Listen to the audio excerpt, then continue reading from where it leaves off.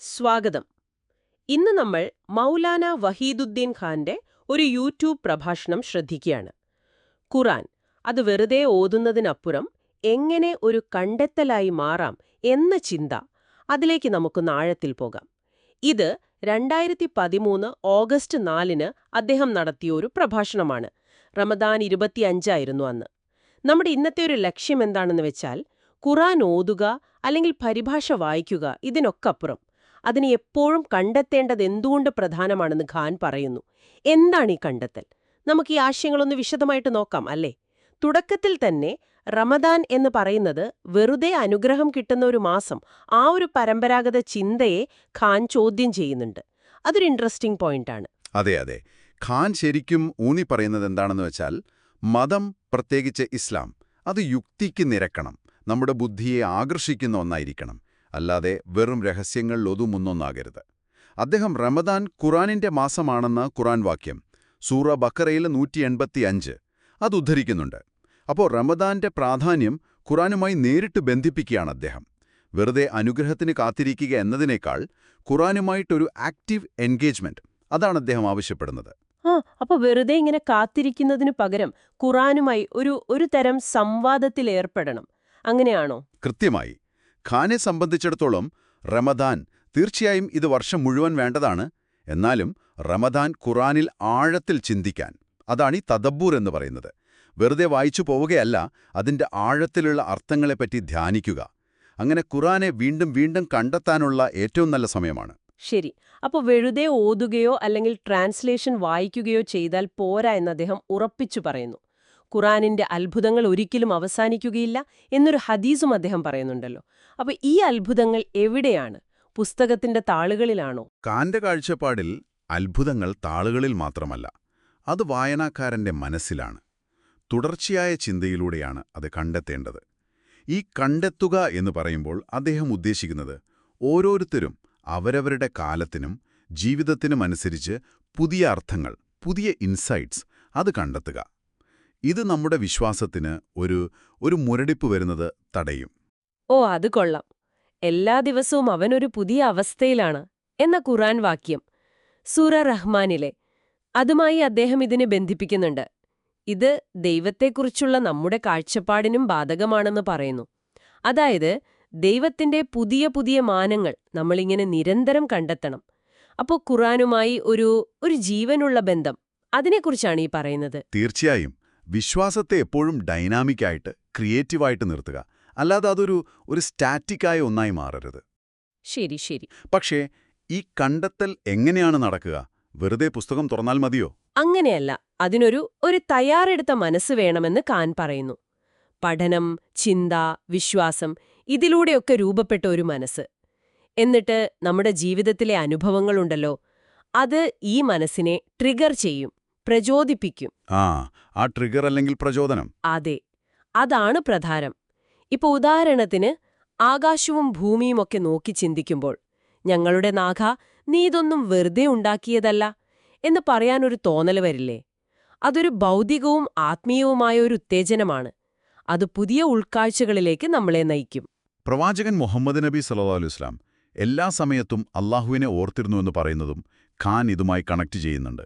അതായത് ജീവിതത്തിലെ ഓരോ ചെറിയ സംഭവം പോലും അദ്ദേഹത്തെ ആഴത്തിലുള്ള അർത്ഥങ്ങൾ കണ്ടെത്താൻ പ്രേരിപ്പിച്ചു എന്നാണോ?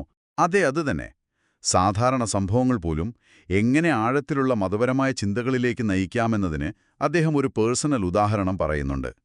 താജ്മഹലിന്റെ ഒരു പരസ്യം "There is only one" എന്ന് കണ്ടപ്പോൾ അദ്ദേഹത്തിന്റെ ചിന്ത നേരെ പോയത് ഖുറാനിലേക്കാണ്. ലോകത്ത് മാറ്റമില്ലാതെ സംരക്ഷിക്കപ്പെട്ട ഒരേയൊരു ആധികാരിക ദൈവിക ഗ്രന്ഥം, ആ ഒന്നിനെക്കുറിച്ച്. കണ്ടോ, മനസ്സ് തദബ്ബുറിന് തയ്യാറായിരിക്കുമ്പോൾ സാധാരണ കാഴ്ചകൾ പോലും അസാധാരണമായ ചിന്തകൾക്ക് കാരണമാകും. ഇത് കേൾക്കുമ്പോൾ ഒരു കാര്യം ഓർമ്മ വരുന്നു. പലരും ഖുറാനെ സമീപിക്കുന്ന രീതിയെ, പ്രത്യേകിച്ച് റമഡാനിൽ, ഖാൻ വിമർശിക്കുന്നുണ്ടല്ലോ. 1942 ഒരു സംഭവം അദ്ദേഹം പറയുന്നുണ്ട്. ഒരു ഉദ്യോഗസ്ഥൻ സമയമില്ലാത്തതുകൊണ്ട് ഖുറാൻ ഓതാൻ ഒരാളെ വാടകയ്ക്ക് വെച്ചത്. വെറുതെ ഓതിയാൽ പുണ്യം കിട്ടും എന്നൊരു ചിന്ത. അതെ, അത് വ്യക്തിപരമായ ചിന്തയുടെയും കണ്ടെത്തലിന്റെയും സ്ഥാനത്ത് വെറുമൊരു ആചാരം പോലെ പാരായണത്തെ കാണുന്നതിനെയാണ് സൂചിപ്പിക്കുന്നത്. അതുപോലെ തറാവീഹ് നമസ്കാരം ഇമാം ഓതുമ്പോൾ പിന്നിലുള്ളവർ ഒരുപക്ഷെ വെറുതെ കേൾക്കുകയോ അല്ലെങ്കിൽ ആ ഓതുന്ന ആയത്തുകളെക്കുറിച്ച് ആഴത്തിൽ ചിന്തിക്കാതിരിക്കുകയോ ചെയ്യുന്നത് ഈ കണ്ടെത്തലിനുള്ള അവസരം നഷ്ടപ്പെടുത്തുന്നോ എന്നും അദ്ദേഹം പറയുന്നുണ്ട്. അപ്പോൾ ഈ ഒരു പേഴ്സണൽ ഡിസ്കവറി ഇല്ലെങ്കിൽ ഖുറാൻ നൽകുമെന്ന് പറയുന്ന ആ ഒരു ത്രില്ലിംഗ് മാരിഫത്ത്, ആ ഒരു ആവേശകരമായ ആത്മീയ അറിവ്, അത് നഷ്ടപ്പെടുന്നു എന്നാണോ? അതുതന്നെ. ആഴത്തിലുള്ള ചിന്തയില്ലെങ്കിൽ ഖുറാനുമായുള്ള നമ്മുടെ വൈകാരികവും ബൗദ്ധികമായ ബന്ധം അത് വളരെ ഉപരിപ്ലവമായിരിക്കും. അതങ്ങനെ ഹൃദയത്തിൽ തട്ടുന്നൊരനുഭവമായി മാറില്ല. ഖാൻ അദ്ദേഹത്തിന്റെ തന്നെ ഒരു അനുഭവം പറയുന്നുണ്ടല്ലോ. ന്യായവിധി നാളിൽ നമ്മുടെ ശരീരഭാഗങ്ങൾ സംസാരിക്കും എന്ന ആയത്തിനെക്കുറിച്ച് ചിന്തിച്ചത്. അപ്പൊ അദ്ദേഹത്തിനൊരു സംശയം, എല്ലാവർക്കും മനസ്സിലാകാൻ അവരേത് ഭാഷയിലായിരിക്കും സംസാരിക്കുക? അതൊരു നല്ല ചോദ്യമാണ്. അതെ, അദ്ദേഹത്തിന്റെ കണ്ടെത്തൽ വളരെ ശ്രദ്ധേയമായിരുന്നു. എല്ലാവരും സംസാരിക്കുന്നത് ഫിത്രത് കി സബാൻ, അതായത് പ്രകൃതിയുടെ ഭാഷയിലായിരിക്കുമെന്നാണ് അദ്ദേഹത്തിന്റെ ഒരു നിഗമനം. ഇത് ആദം നബി മുതൽ എല്ലാ മനുഷ്യരിലുമുള്ള ഒരു യൂണിവേഴ്സൽ ഭാഷയാണ്. നമ്മൾ ഇന്ന് സംസാരിക്കുന്ന ഉർദു, അറബി, ഇംഗ്ലീഷ്, ഇതിനൊക്കെ മുൻപുള്ള ഒരു അടിസ്ഥാന രൂപം. ഭാഷയുടെ അതിർവരമ്പുകളില്ലാത്തൊരു ലോകം, അത് അദ്ദേഹത്തിന് വലിയൊരു ആശ്വാസം കൊടുത്തുവെന്ന് പറയുന്നുണ്ട്. മോസ്കോയിലും കാസബ്ലാങ്കയിലും ഒക്കെ പോയപ്പോൾ ഭാഷ മനസ്സിലാവാതെ ഒറ്റപ്പെട്ടുപോയ അനുഭവങ്ങളൊക്കെ അദ്ദേഹം ഓർക്കുന്നു. ഇത് കേൾക്കുമ്പോൾ ഖുർആൻ ആയത്തുകളെക്കുറിച്ചുള്ള ചിന്തകൾ എത്ര വ്യക്തിപരവും ആഴത്തിലുള്ളതുമായ കണ്ടെത്തലുകളിലേക്ക് നയിക്കാമെന്ന് ശരിക്കും മനസ്സിലാവുന്നുണ്ട്. ശരിയാണ്. ഇത് ആ കണ്ടെത്തലെന്ന ആശയത്തെ വളരെ പേഴ്സണലാക്കുന്നുണ്ട്. ഒരു വാക്യം നമ്മളെ എങ്ങനെ അതുല്യമായ ഉൾക്കാഴ്ചകളിലേക്ക് കൊണ്ടുപോകാമെന്നും നമ്മുടെയൊക്കെ അടിസ്ഥാനപരമായ വികാരങ്ങൾ, ഇപ്പോൾ ബന്ധം, ഒറ്റപ്പെടൽ, അതൊക്കെ മനസ്സിലാക്കാൻ സഹായിക്കുമെന്നും ഇത് കാണിക്കുന്നു. കുറച്ചുകൂടെ വിശാലമായി പറഞ്ഞാൽ ഖുറാനിലെ വാക്യങ്ങൾ അടിസ്ഥാന മനുഷ്യാനുഭവങ്ങളെ മനസ്സിലാക്കാനുള്ള താക്കോലുകൾ നൽകുന്നുവെന്ന് വരുന്നു. പിന്നെ ഖുർആനിന്റെ ഘടനയെക്കുറിച്ചും അദ്ദേഹം പറയുന്നുണ്ടല്ലോ. ചിലർക്ക് തോന്നും ഇതിനൊരു തുടർച്ചയായ കഥയില്ലല്ലോ, അല്ലെങ്കിൽ വിഷയങ്ങൾ ഓർഡറിലല്ലല്ലോ എന്ന്. അതൊരു പോരായ്മയായി ചിലർക്ക് തോന്നാം. പക്ഷെ ഖാൻ അതിനൊരു ശക്തിയായിട്ടാണ് കാണുന്നത്. ഇത് കേൾക്കുമ്പോൾ അല്പം ഒരു അത്ഭുതം തോന്നാമല്ലേ? അതെ, ഒറ്റ നോട്ടത്തിൽ അങ്ങനെ തോന്നാം. പക്ഷെ ഖാൻ ഇതിനെ കാണുന്നത് ബസായിർ എന്നാണ്. അതായത് ഉൾക്കാഴ്ചകളുടെ ഒരു ശേഖരം. ഓരോ ഭാഗത്തിനും, ചിലപ്പോൾ ഓരോ ആയത്തിനു പോലും തനിയെ നിന്നൊരു പൂർണ്ണമായ സന്ദേശം നൽകാൻ കഴിയുമെന്നാണ് അദ്ദേഹത്തിന്റെ വാദം. ഇതുകൊണ്ടുള്ള ഗുണമെന്താണെന്ന് വെച്ചാൽ ഖുറാനെ സമീപിക്കാൻ ഒരുപാട് സമയം വേണ്ട. ഒരു നോവൽ പോലെ മുഴുവനായി വായിച്ചിരിക്കണമെന്നില്ല. എവിടെ നിന്ന് വേണമെങ്കിലും കുറച്ചു ഭാഗമെടുത്ത് ചിന്തിക്കാം. അപ്പോൾ തന്നെ ചിലപ്പോൾ പുതിയ ഉൾക്കാഴ്ചകൾ കിട്ടും. അപ്പോൾ ഈ ഘടന ശരിക്കും തുടർച്ചയായ ചെറിയ ചെറിയ കണ്ടെത്തലുകളെ സഹായിക്കുന്നു. ഓഹോ, അപ്പോൾ ആ സ്ട്രക്ചർ തന്നെ ഈ ഒരു ദൈനംദിന കണ്ടെത്തലിനെ സപ്പോർട്ട് ചെയ്യുന്നു. കുറഞ്ഞ സമയത്തിനുള്ളിൽ പോലും പുതിയ ചിന്തകൾ വരാം എന്ന്. കൃത്യമായി. അത് വളരെ പ്രാക്ടിക്കലാക്കുന്നുണ്ട്. ചിന്തയോടെ സമീപിക്കുകയാണെങ്കിൽ ഏത് പേജിൽ നിന്നുള്ള കുറച്ച് മിനിറ്റുകൾ പോലും പുതിയൊരു വെളിച്ചം തന്നേക്കാം. പിന്നെ ആധുനിക കാലത്തിനനുസരിച്ച് ഖുറാൻ വീണ്ടും വെളിപ്പെടുത്തണം എന്നു പറഞ്ഞൊരു ചിന്തകനുമായി ഖാൻ വിയോജിക്കുന്നുണ്ട്. എന്തുകൊണ്ടാണ് അദ്ദേഹം അങ്ങനെ പറയുന്നത്? ഖാന്റെ നിലപാട് വളരെ വ്യക്തമാണ്. ഖുറാൻ വീണ്ടും വെളിപ്പെടുത്തേണ്ട കാര്യമില്ല, അത് പൂർണ്ണമാണ്. എന്നാൽ ഓരോ വ്യക്തിയും ഓരോ തലമുറയും അതിനെ അവരുടെ കാലത്തിനും സാഹചര്യത്തിനുമനുസരിച്ച് വീണ്ടും കണ്ടെത്തണം, റീഡിസ്കവർ ചെയ്യണം.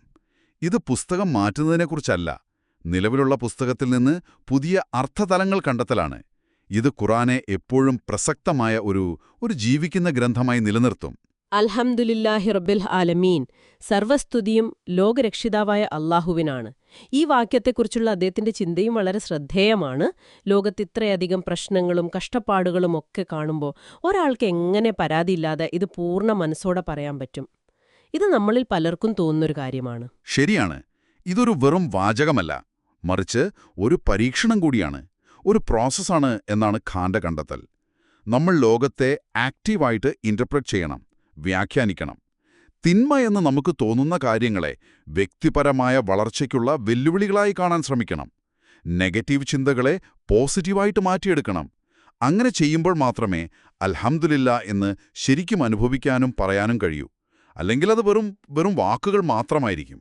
അപ്പോൾ വിശ്വാസം എന്നത് ലോകത്തെ വ്യാഖ്യാനിക്കുന്നതിന്റെയും അതിനെ പോസിറ്റീവായി കാണുന്നതിന്റെയും ഒരു നിരന്തരമായ ശ്രമം കൂടിയാണ്. അതെ, തീർച്ചയായും. ഇതിന് തയ്യാറെടുത്ത ഉൾക്കാഴ്ചയുള്ളൊരു മനസ്സ് വേണം. ഉപരിതലത്തിലുള്ള പ്രശ്നങ്ങൾക്കപ്പുറം യാഥാർത്ഥ്യത്തിന്റെ അടിസ്ഥാനത്തിലുള്ള ഒരു ദൈവിക നന്മ, ഒരു പൂർണ്ണത തിരിച്ചറിയാൻ ഇത് സഹായിക്കും. അപ്പോൾ ഹൃദയം പരാതികളിൽ നിന്ന് ഫ്രീ ആവും. ലൈലത്തുൽ ഖദർ, വിധിയുടെ രാത്രി, അതിനെക്കുറിച്ചുള്ള ഖാന്റെ വ്യാഖ്യാനം വളരെ വ്യത്യസ്തമാണല്ലോ. ഒരു രാത്രിക്ക് എങ്ങനെ വിധി നിർണയിക്കാൻ കഴിയുമെന്ന് അദ്ദേഹം ചോദിക്കുന്നുണ്ട്. അതെ, അദ്ദേഹത്തിന്റെ കണ്ടെത്തലിതാണ്. ആ വിവരണം ശരിക്കും ആ രാത്രിയിലിറങ്ങിയ ഖുർആനിനെക്കുറിച്ചാണ്. ഖുർആനാണ് വിധിയുടെ ഗ്രന്ഥം. അതായത് ഒരാളുടെ വിധി രൂപപ്പെടുത്തുന്നതിനും വിജയത്തിനുമുള്ള ദൈവീക നിയമങ്ങൾ, തത്വങ്ങൾ അതടങ്ങിയ ഗ്രന്ഥം. അല്ലാതെ ആ രാത്രിയുടെ ഒരു നിഗൂഢതയിലല്ല കാര്യം. നമ്മുടെ ശ്രദ്ധ ആ രാത്രിയിൽ നിന്ന് മാറി അതിൽ വെളിപ്പെട്ട ഗ്രന്ഥത്തിലെ പ്രാക്ടിക്കൽ ഗൈഡൻസിലേക്ക് വരണം. ഖുർആൻ എങ്ങനെയാണ് വിധിയുടെ ഗ്രന്ഥമാകുന്നത്? കാരണം വിജയത്തിലേക്കും ശരിയായ ജീവിതരീതിയിലേക്കും നയിക്കുന്ന തത്വങ്ങൾ അതിലുണ്ട്. പ്രവാചകൻ സല്ലല്ലാഹു അലൈഹി വസല്ലം ലൈലത്തുൽ ഖദ്റിന്റെ കൃത്യമായ രാത്രി പറയാൻ വന്നപ്പോൾ രണ്ടു മുസ്ലിങ്ങൾ തമ്മിൽ തർക്കിക്കുന്നത് കണ്ടു. അപ്പോ ആ അറിവ് ഉയർത്തപ്പെട്ടു എന്നൊരു ഹദീസുണ്ടല്ലോ. ഖാൻ ഇതിനെ ബന്ധിപ്പിക്കുന്നുണ്ട്. ഖാന്റെ വ്യാഖ്യാനം എന്താണെന്ന് വെച്ചാൽ, ഈ തർക്കവും ഭിന്നതയും ഇതാണ് ഖുർആനിന്റെ യഥാർത്ഥ മനസ്സിലാക്കൽ, ആ അറിവ് സമൂഹത്തിൽ വളരുന്നതിന് തടസ്സമാകുന്നത്. ഓ, അതായത് മുസ്ലിങ്ങൾക്കിടയിലുള്ള ഈ പ്രശ്നങ്ങളും കലഹങ്ങളും ഖുർആനിൽ നിന്ന് ശരിയായ മാർഗദർശനം നേടുന്നതിനും അതുവഴി ഒരു നല്ല ഭാവി അല്ലെങ്കിൽ വിധി ഉണ്ടാക്കുന്നതിനും തടസ്സമാകുന്നു എന്നാണോ? തീർച്ചയായും. കലഹങ്ങളിലും നെഗറ്റിവിറ്റിയിലും മുഴുകിയിരിക്കുമ്പോൾ തദബ്ബുറിന്, ആഴത്തിലുള്ള ചിന്തയ്ക്ക് മാനസികമായിട്ടൊരു സ്പേസ് കിട്ടില്ല. ഇപ്പോഴത്തെ ആധുനിക കമ്മ്യൂണിക്കേഷൻ സാധ്യതകളൊക്കെ ഉപയോഗിച്ച് ഇസ്ലാമിന്റെ സന്ദേശം പ്രചരിപ്പിക്കാനുള്ള ദാവത്തിന്റെ അവസരങ്ങൾ പോലും നഷ്ടപ്പെടുന്നു. കാരണം ശ്രദ്ധ മുഴുവൻ ഈ തർക്കങ്ങളിലാണ്, ഖുർആനിക തത്വങ്ങളെ അടിസ്ഥാനമാക്കിയുള്ള ക്രിയാത്മകമായ കാര്യങ്ങളിലല്ല. അപ്പോ മൗലാന വഹീദുദ്ദീൻ ഖാന്റെ ഈ കാഴ്ചപ്പാടുകളെല്ലാം നമ്മളിങ്ങനെ ചേർത്തു വായിക്കുമ്പോൾ ഖുർആനുമായുള്ള നമ്മുടെ ബന്ധം എങ്ങനെയായിരിക്കണം എന്നാണ് അദ്ദേഹം ചുരുക്കത്തിൽ പറയുന്നത്. ഖുർആനുമായുള്ള നമ്മുടെ ഇടപെടൽ അത് കേവലം ഓതുക എന്നൊരു പാസീവായ കാര്യമല്ല, മറിച്ച് അതൊരു ആക്റ്റീവായ, എപ്പോഴും തുടർന്നുകൊണ്ടിരിക്കുന്നൊരു കണ്ടെത്തൽ യാത്രയാണ് എന്നാണ് അദ്ദേഹം ഊന്നി പറയുന്നത്. ഇതിന് തയ്യാറെടുത്ത ഒരു മനസ്സും ആഴത്തിലുള്ള ചിന്തയും അതാണ് തദബ്ബുർ. പിന്നെ നമ്മുടെ ജീവിതത്തിന് പ്രസക്തമായ പുതിയ അർത്ഥങ്ങൾ എപ്പോഴും കണ്ടെത്താനുള്ളൊരു തുറന്ന മനസ്സും വേണം. ശരിയാണ്. ഇത് ഖുർആനുമായുള്ള ബന്ധത്തെ വളരെ ഡൈനാമിക് ആക്കുന്നുണ്ട്, പേഴ്സണൽ ആക്കുന്നുണ്ട്. അതിനെ അക്ഷരാർത്ഥത്തിൽ ഒരു ജീവിക്കുന്ന ഗ്രന്ഥമാക്കുന്നു. ജീവിതത്തിലെ പ്രശ്നങ്ങളെ ക്രിയാത്മകമായി നേരിടാനുള്ള ഒരു വഴികാട്ടിയാക്കുന്നു.